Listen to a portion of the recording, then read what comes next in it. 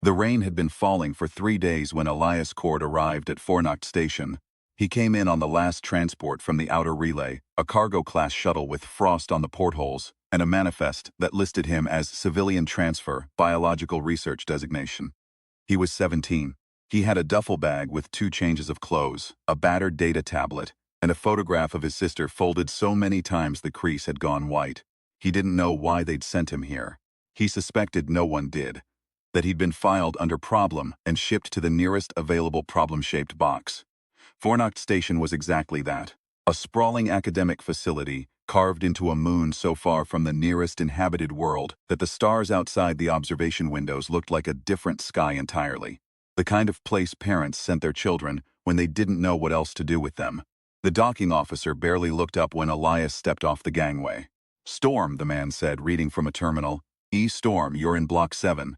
Orientation ended 2 weeks ago. You're behind." He handed Elias a room chip and went back to whatever he'd been doing. Elias walked. Fornacht was older than it looked. The corridor walls were some kind of compressed stone aggregate shot through with the copper circuitry of a previous generation's infrastructure, and the lighting ran warm and amber, like candlelight rendered in metal. It had the particular smell of a place that had been sealed and resealed so many times that the air itself remembered everything that had passed through it. Old stone, old cold, old secrets baked into the walls. He found Block 7 and found it populated by exactly one other student. The kid was sprawled on a bunk with his arms behind his head, staring at the ceiling with the focused blankness of someone who had been staring at ceilings for a significant portion of his life. "You're the new one," the kid said without looking, apparently Jake. He still didn't look. "I've been here 8 months, piece of advice. Don't go past sub-level 3 after curfew. Not because of the rules. Just." He made a small gesture with one hand. Something between a shrug and a warning, "Don't." Elias dropped his bag on the opposite bunk. "Why?" Jake finally turned his head. He had the calm, watchful eyes of someone who'd survived a few things they didn't talk about. "Because I went once. And I don't talk about it." That was the beginning. The facility held maybe 40 students in its active population, down from 160 the previous cycle. Nobody explained the reduction. The faculty were sparse. A theology professor named Drade, who wore the same gray coat every day and had the quality of a man made partially of smoke, and Director Voss, the station administrator, a tall woman with silver-streaked hair and the particular stillness of someone who had learned to never be surprised. She ran the facility the way a person runs a thing they built to contain something they're afraid of. With a discipline so precise it had the texture of ritual. Elias asked questions. This was his problem, the thing that had gotten him filed under problem in the first place. He asked questions the way other people breathed. He noticed things. He noticed that the cameras in sub-level 3 were offline. He noticed that Dr. Drade's theology class included unusually detailed discussion of pre-contact mythology, the old human religions, the ones that described things descending from above, things that required tribute, things that could not be stopped by ordinary means. He noticed that 3 students had left the facility in the past 6 months, all of them officially transferred out, none of them responding to messages. And he noticed the object. He saw it for the first time through the window of Director Voss's private office. A cabinet display case set against the far wall, something inside, catching the light in a way nothing quite should. It was a disc of material he didn't recognize, ancient-looking, engraved with patterns he'd seen somewhere before and couldn't place. It was the size of his palm. It looked like it was sleeping. He asked Jake about it that night. Jake sat up in his bunk and was quiet for a long time. "You know how humans made contact with the Varric Confederacy, like 90 years ago?" he said finally. "Yes. You know how the Varric have this caste thing, emissaries. They send them ahead before any major territorial movement. To prepare the way, clear the path, that's the word they use." Clear Elias waited. "There are things older than the Varric," Jake said.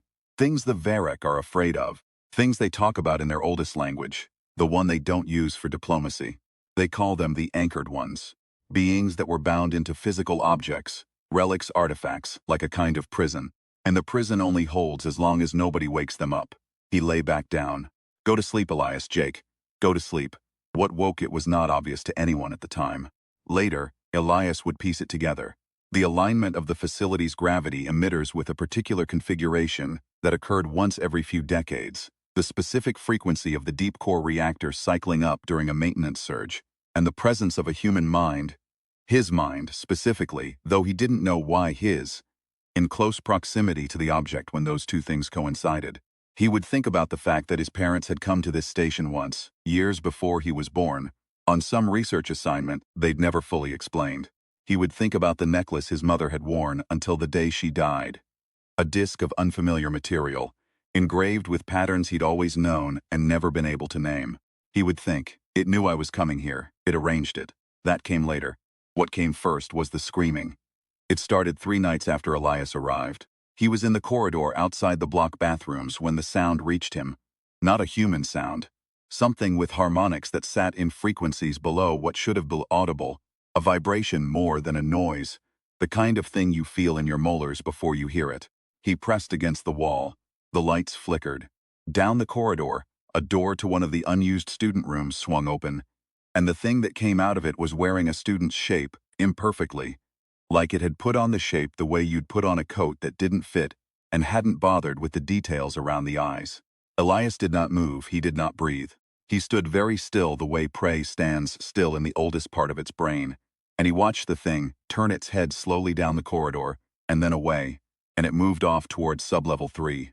Its footsteps made no sound at all. He went straight to Jake. Jake listened. Jake believed him immediately, which told Elias that Jake had been waiting for someone to come to him with exactly this conversation. The anchored one, Jake said. It's loose. What does it want? The same thing all the old ones want. Enough tribute to finish whatever ritual they were bound mid-completion. 7 lives. 7 psychic resonances. They need the specific frequency of a consciousness ending violently. It's like fuel for them. Their way back to whatever they were before someone locked them into an artifact. He pulled out a tablet and started typing fast. 3 transfers in 6 months. And 1 student before you arrived, Burke. Official story was cardiac event, so 4 down, 4 down. 3 to go. Jake looked at him steadily, and then it opened something. A pathway, a door, the old texts call it different things. But the effect is the same. It sends a signal, calls in whatever was waiting on the other side. Elias was quiet. What's on the other side? Something that makes the anchored one look like a first draft. Director Voss knew. Elias figured this out the next morning, watching her face during the facility-wide announcement about another student being medivist during the night. A girl named Sharon, from the science track, 17 years old, with a 4.2 GPA, and a collection of hand-painted ceramic birds she kept on her windowsill. Visas read the announcement with perfect composure and perfect blankness. And there was something in the blankness that wasn't grief and wasn't indifference.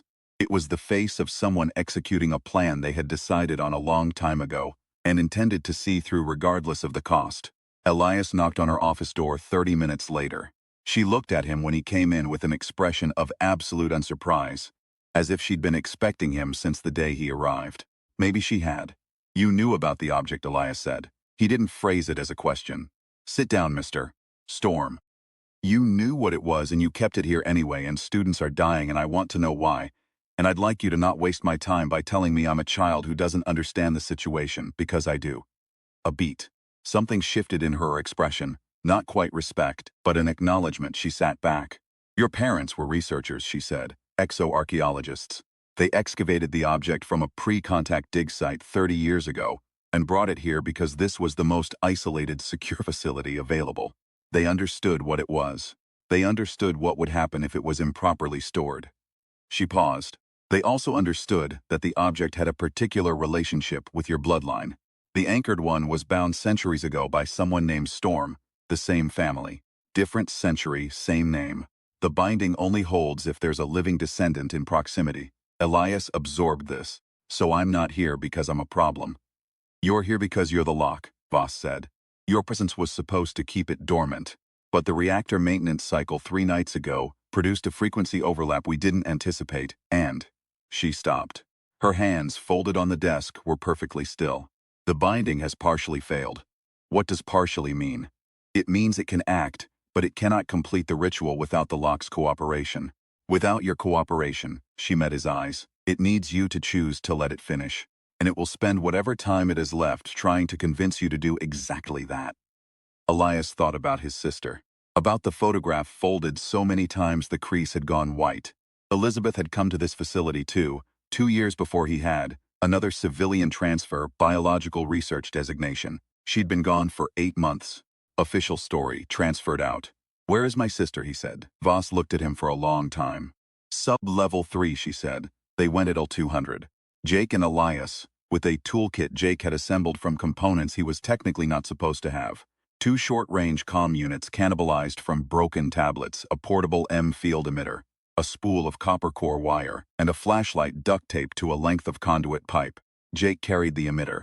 Elias carried the wire and the pipe. They didn't talk. Sub-level 3 was a depth of the facility that predated the main structure, carved into the moon's bedrock in an older style.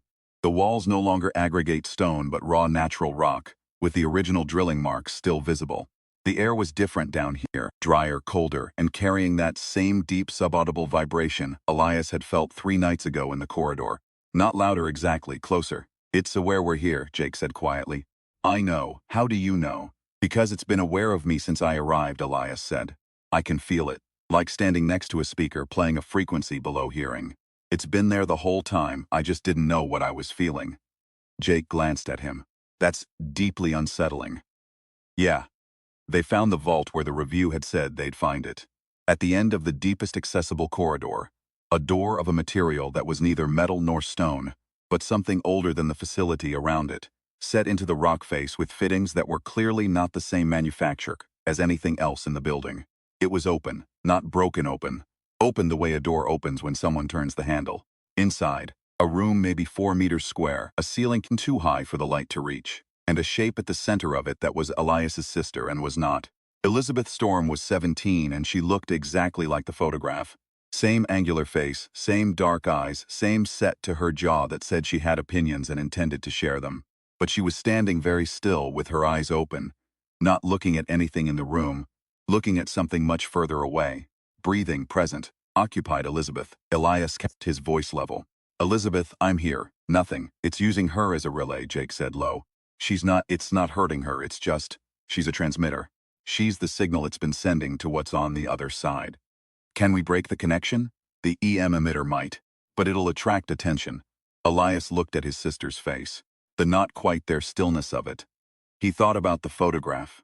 He thought about his mother wearing a disc of unfamiliar material around her neck until the day she died.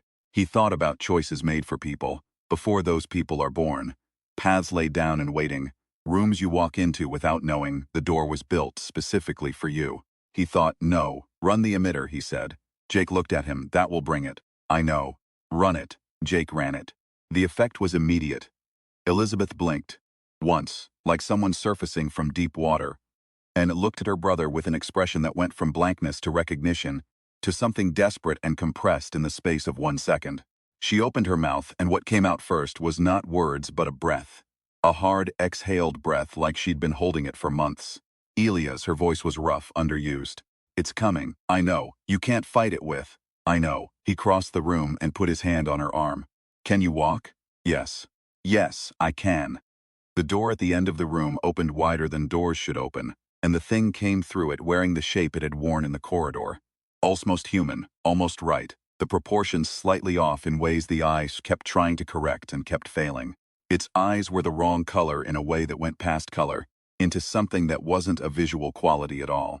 It was old, not old the way a mountain is old the way a moment before the first thing existed is old, a wrongness of age so deep it registered as wrongness of category.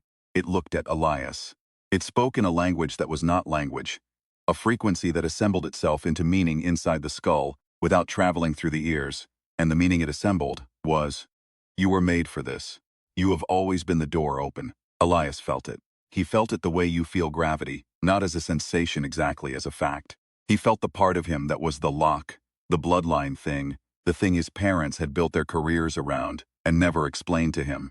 He felt it pulling toward the thing the way iron pulls toward a magnet, the deep cellular yes of a purpose encoded before he'd had any say in it. He was 17, he had a photograph in his pocket. He'd spent 6 months looking for his sister in all the wrong places, and 3 days finding her in the right one. He thought no. He thought it the way you breathe, like it wasn't even a decision, like it was the only thing he had ever actually been. Jake, he said calmly, the copper wire. All of it now. Jake had been waiting for an instruction. He moved. The copper wire was not a weapon. The EM emitter was not a weapon. What Elias had in his hands was 90 meters of copper core shielding wire and a portable field emitter designed for clearing interference from sensitive instruments. And none of it was remotely designed to stop an ancient bound entity from a pre-contact era of galactic history. But the binding wasn't broken. It was partially failed. And a partial failure, Elias had decided somewhere between the corridor and this room, worked in two directions. "It needs my cooperation to complete the ritual," he said to Elizabeth. Fast, quiet, while his hands moved and Jake kept the emitter running, and the thing stood in the doorway watching them with its wrong-colored eyes. "Voss said it can't finish without my consent." "Yes," Elizabeth said. She was moving now, circulation returning to her legs, leaning on the wall with her hands flat against the rock. The binding inverts. If you actively refuse, not just passively, actively, while the talisman is in circuit. "Where's the talisman?" she pointed. The disc was set into a shallow depression in the floor at the center of the room, the one they'd walked around without touching. Ancient material, engraved patterns, sleeping light in the grooves, not sleeping anymore. "If you make contact while refusing, does it relock?" Elias said. Elizabeth looked at him. "I don't know. Our parents' note said it theoretically should, but they never." "Theoretically," Jake said. "Great. I love theoretically." The thing moved. Not fast. It didn't need fast. It had weight, the specific weight of something that has been trying to get to this room for a very long time and has finally arrived. It moved with the confidence of inevitability. The fleece ran the copper wire from the emitter to the talisman in the floor, looping it twice, crimping it with his thumbnail against the disc's edge. His hands were steady. He was aware of this with a distant academic interest. Later he would understand that he was not calm because he wasn't afraid, but calm because he had made the decision, and that the decision was absolute, and there was nothing on the other side of it to be afraid of. He put his palm flat on the talisman. The thing stopped. It stopped the way a machine stops when you pull the power. Not a flinch, not a stumble, a sudden and complete cessation of motion that went all the way down to the molecular level, every particle of its projected form locked in place. The wrong-colored eyes found Elias. He could feel it pushing. The same pull as before, the same "you were made for this." But louder now. Louder in the way that things get louder when they know they're losing. He felt the bloodline thing responding, the pull toward the yes, and he held it, held himself against it, with the entire weight of everything he was and everything he had chosen to be. He thought about his parents, who had found this thing and carried it here, and chosen to stand between it and the world instead of walking away. He thought about his mother's necklace, and understood now that it hadn't been a relic kept for sentiment but a key kept in pocket. A constant assertion, "Not yet. Not through me." He thought about Elizabeth standing in this room for 8 months, with her eyes open and her mind in a distance he couldn't see, being used as a signal without her consent. He thought, this is not how we end. The emitter field pulsed, the copper wire conducted. The talisman, which had been built to bind one specific kind of wrongness, did what it had always been built to do, and the entity's form began to collapse in a way that wasn't physical, a folding of its wrongness back into the object from which it had come. Not a death exactly, nothing that old could die exactly, but a return, a reversal, a closing of the door. It was loud in a frequency below sound. It shook the rock floor. Jake grabbed Elizabeth's arm, and they both pressed against the wall, and Elias kept his palm flat on the disc and held on with everything he had, because it was fighting him, and it was strong and old and furious in the specific way that things which have never before failed become furious when they begin to fail. The disbelief of inevitability disrupted. He held on. He thought of nothing else. He did not think of tactics or outcomes or what came next. He thought of the photograph in his pocket, the crease gone white from folding, and he held on. And then it was done. The room was quiet. Genuinely quiet. The subaudible vibration was gone, and the absence of it felt enormous, like the first silence after a sound you hadn't realized had been with you your whole life. The talisman in the floor was dark, not sleeping. Dark, inert in a way that felt permanent. The permanent stillness of a lock that had been closed from the inside. Elias lifted his hand from the disc. His palm was red from the cold of it. He looked at it for a moment. "Theoretically worked," he said. "Don't," Jake said. "Just don't." Elizabeth crossed the room and put her arms around her brother and didn't say anything. Neither did he. They stood there in the cold and the silence of the deepest sublevel of the most isolated facility in the sector, and it was enough. The debrief took 3 days. It involved Director Voss, 2 representatives from the Varick Confederacy's Human Liaison Office, a xenoarchaeologist from Central University, who had been on call for exactly this situation and looked like she hadn't slept in a year, and a junior intelligence officer who asked questions by reading them from a tablet and writing down the answers without looking up.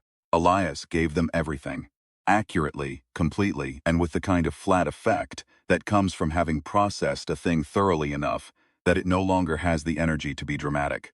He described the partial binding failure, the use of Elizabeth as a relay, the copper wire, the emitter, the decision to make contact with the talisman while the field was running. The xenoarchaeologist made a sound at that last detail that was not quite a laugh. The binding inverts on active refusal, she said, more to herself than to anyone. We theorized this in 2143. Nobody had ever tested it. She looked at Elias. You tested it. I needed it to work, he said. Most theoretical things don't work just because someone needs them to. No, he agreed. But some do. She looked at him for a moment with an expression he couldn't entirely read, something between professional admiration and something older than professionalism. Your parents' notes had a section on this, the active refusal hypothesis. They called it the last resort, and they also called it, she checked her notes, the only resort, because there was no other mechanism for full rebinding. They were right, as it turns out. Elias nodded. He already knew, somehow. It felt like something he had always known, and only now had the context for. Jake gave his debrief separately, and reportedly spent most of it requesting to be transferred to a facility with better food. The junior intelligence officer wrote this down without comment. Elizabeth took longer. Not because she was reluctant, but because what the entity had shown her during 8 months as a relay was a great deal of information about the other side of what it had been trying to open. And that information needed to be organized before it could be shared. She organized it. She had their mother's focus. The ability to look at something vast and find its edges and map it, methodically, without being overwhelmed by its size. On the second day of her debrief, she asked for Elias to be present for one specific section, and the representatives agreed. The thing on the other side, she said. The entity the anchored one was calling through. It's not one thing. It's a class of things, dozens of bound entities, all of them using similar relics as anchors, all of them in various states of partial binding failure across different sites. She looked at her notes. She looked at Elias. The anchored one wasn't trying to end the world. That was the old mythology talking. It was trying to free the others. Coordinate a simultaneous mass binding failure across all sites at once. The room was quiet. How many sites, the Varric liaison said. The signal suggested 23 active sites. 11 already compromised. The others, variable states of stability. Elizabeth set down her notes. The good news is that the binding is the same mechanism in all cases. Active refusal, close proximity, the appropriate reclick descendant contact, she paused. The bad news is that this requires a descendant for each site, and those descendant lines are scattered across 17 worlds, and most of them don't know what they are. Elias looked at the xenoarchaeologist.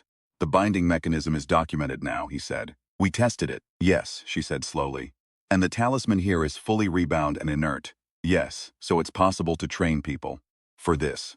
To go to the other sites, locate the descendant lines, bring them in, coordinate the rebindings before the others fail completely. The intelligence officer finally looked up from his tablet. He looked at Elias with an expression Elias did not try to interpret. You're 17, the Varric liaison said. I know. Elias didn't look at her. He was looking at the xenoarchaeologist, because she was the one in the room who understood the mechanism. The rebinding holds permanently if done correctly. One person per site, one moment of absolute refusal with the correct contact. It's not complicated. It's not even particularly dangerous if you understand what you're doing. You nearly died, Jake said from across the room. I didn't nearly die. I nearly failed to hold on, which is different. He looked at Jake. And I held on. Jake was quiet for a moment. Then, I want better food at the next facility. Done, said the intelligence officer, and wrote it down. They left Fornacht 4 months later, in a transport that was not a cargo-class shuttle, that did not list them as civilian transfers, biological research designation. Director Voss came to the dock to see them off. She and Elias stood beside the gangway for a moment while the others loaded. You knew what I was when I arrived, Elias said. Not accusing, just stating. Yes, you should have told me. Your parents felt strongly that you should come to it yourself. That foreknowledge would compromise the refusal, make it a performance rather than a choice. She looked at him steadily. They were right. You chose it. Nobody helped you choose it. That's the only thing that makes the binding permanent. He thought about that. They knew this would happen. The reactor surge, the failure. They planned for it. They hoped it would happen while you were present and ready, and not before. A pause. They also hoped they would still be alive to explain it to you. That part didn't work out as planned, he nodded. There was nothing to say to that, so he said nothing. She put out her hand. He shook it. Her grip was exactly what he would have expected. Firm, brief, precise. There are 11 compromised sites, she said. And you have time if you move efficiently. I know, he said. He walked up the gangway. Jake was behind him, Elizabeth beside him, the xenoarchaeologist already inside running probability calculations on a tablet. The transport lifted in the way that large things lift, with the patient hydraulic inevitability of something built to go a very long way. Below, Fornacht Station grew small against the moon's dark face. The rain had stopped. The stars outside the observation window looked exactly like the stars had always looked, which was beautiful and true and entirely unhelpful in navigation. And Elias sat down at the console with his data tablet and his photograph and the map of 11 worlds, and he began. The first site was a facility on Cadron 4th, a former mining operation converted to agricultural research, unremarkable except for a sealed lower level that the facility records described as structural, unsafe, do not enter. The descendant there was a woman named Merritt who ran the hydroponics bay and had been hearing a low-frequency hum for 6 years that she'd learned to sleep through. When Elias explained what it was, she sat with this information for approximately 4 minutes and then said, "Show me how." He showed her. She held on the way he had held on. Not calmly, not without fear, but with a completeness that left no room for the fear to win. The binding relocked in 17 seconds. It left her sitting on the floor of the sealed lower level, breathing hard and looking at her hands, which were red from the cold of the relic she'd been touching. "That's it," she said. "That's it," Elias said. She looked up at him. Theoretically, he almost smiled. "It worked, didn't it?" "It worked," she agreed, and stood up and dusted off her knees and went back to the hydroponics bay. The second site took longer. The third was harder. The fifth almost failed, and Elias sat with the descendant afterward. A boy 2 years younger than him, a dock worker's son from a station at the edge of the Kepler Reach, until the shaking stopped and the color came back into his face. He gave him water and sat there until the boy looked at him and said, with the specific pride of someone who has just done something they didn't think they could do, "Did I do it right?" "Exactly right," Elias said. He thought about his parents who had come to this problem and understood it, and chosen to stand in the gap between the old wrongness and everyone who didn't know the old wrongness existed. He thought about the word lock. He thought about how a lock works. Not by force, not by firepower, not by any mechanism more complicated than shape and fit and the simple physical commitment of one thing inside another. He thought, this is what humans do, not the spectacle of it, not the victory speech, not the moment of defiance rendered in trumpet chords, the staying, the holding on when the thing pushing against you is old and vast and absolutely certain you will give way, and discovering, not in a flash of heroism but in the slow accumulation of seconds, that you won't. The seventh site was on a planet called Veth, in a ruined structure so old it didn't appear on any survey older than 200 years. The descendant there had already partially understood what she was. She'd been doing the research herself for a decade, working from incomplete texts in 4 dead languages. And when Elias's team arrived, she handed him a document she'd written that was more thorough than anything the xenoarchaeologist had managed to produce in the same period.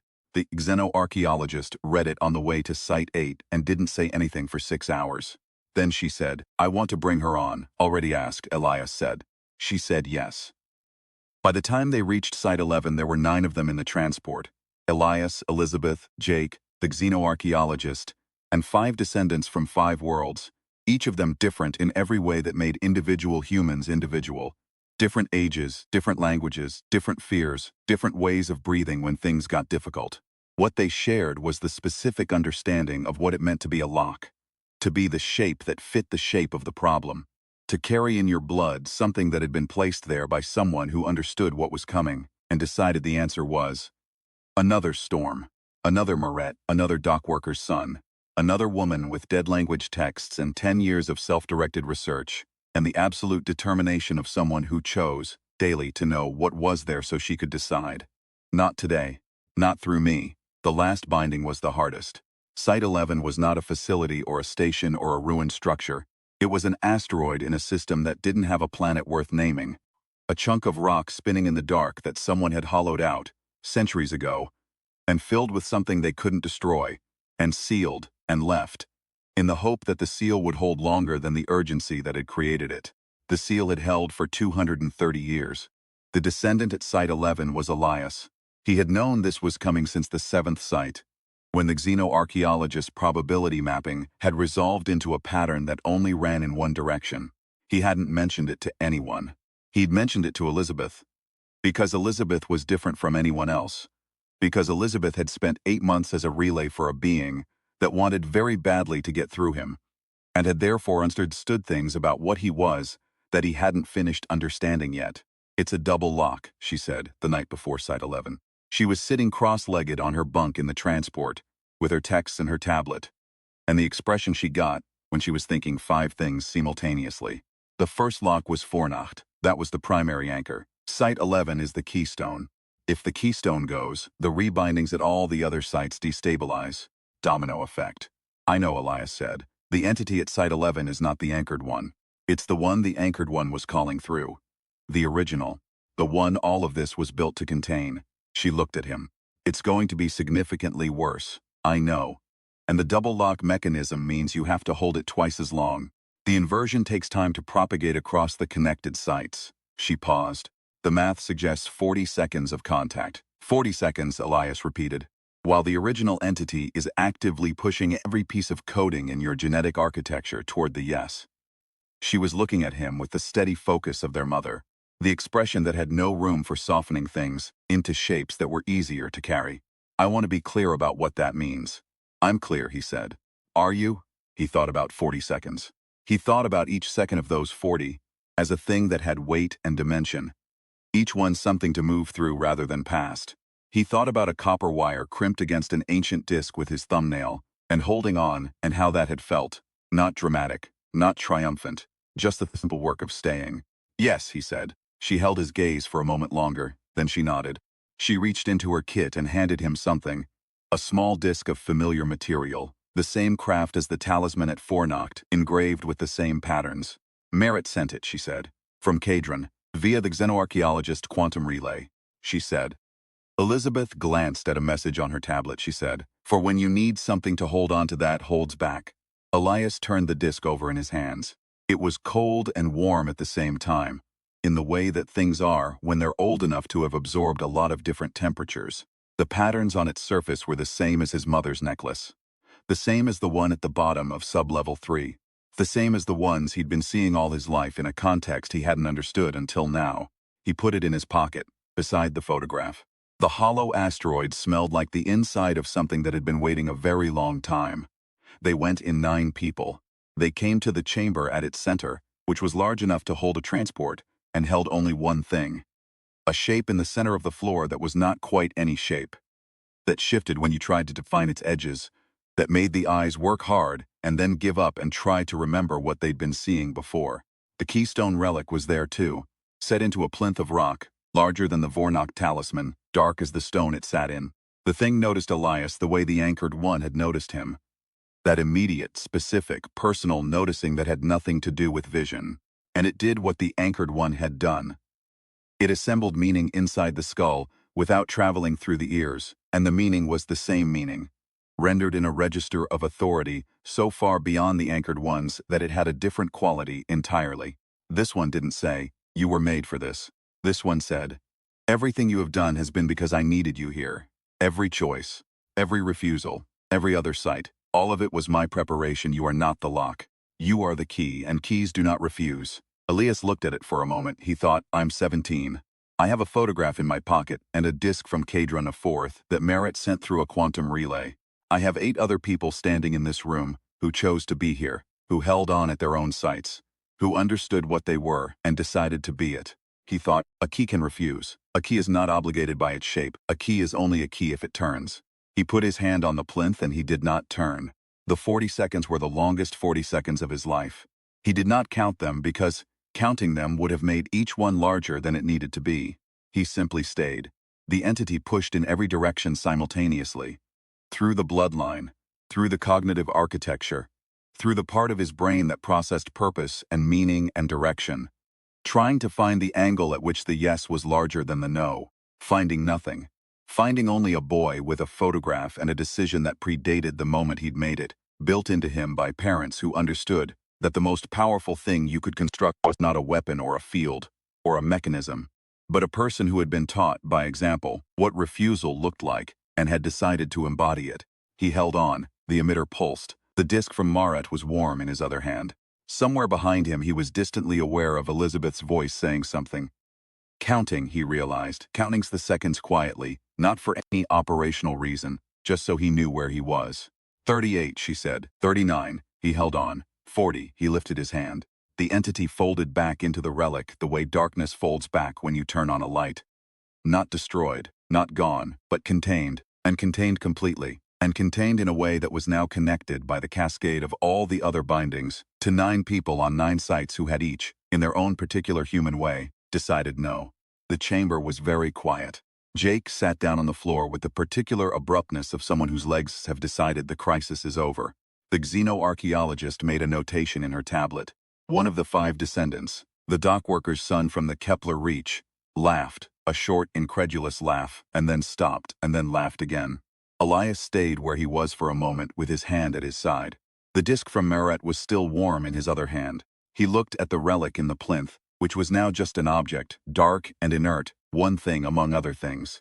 Elizabeth came and stood beside him. 40 seconds, she said. 40 seconds, he agreed. She bumped her shoulder against his, in the way she'd done when they were small, before the separation, before the photograph, before any of this. He bumped back. Outside, through the rock of the asteroid, through the skin of the transport, through the viewports nobody was currently watching, the stars were the same as they had always been, beautiful and numerous and unhelpful in navigation. In 9 places across 17 worlds, 9 people were standing in the aftermath of their own 40 seconds, in the quiet that comes after holding on. Some of them were sitting on floors. Some of them were crying. Some of them were drinking water and looking at their hands, and finding in those hands evidence of something they hadn't known was in them. In the transport on the way back, the dockworker's son asked, "What do we do now? Is it over?" Elias thought about it. He thought about 23 sites, 11 of which were now stable. He thought about 12 more sites in variable states of stability, and the descendant lines scattered across the worlds those sites occupied, and the work of finding them. "No," he said, "but we know how." He opened his data tablet. He pulled up the map. He put the photograph beside it on the console. Elizabeth standing next to him, both of them squinting in some light he couldn't remember. Somewhere he no longer recognized. He looked at it for a moment, and then he began to work. Outside, the stars made no promises and kept none. That was fine. He'd learned, in 40 seconds on a hollow asteroid in an unnamed system, that the only promises worth keeping were the ones you made inside yourself, to the thing in you that knew the difference between a shape and a choice. He'd made his. The others had made theirs. That was enough. That had always been enough.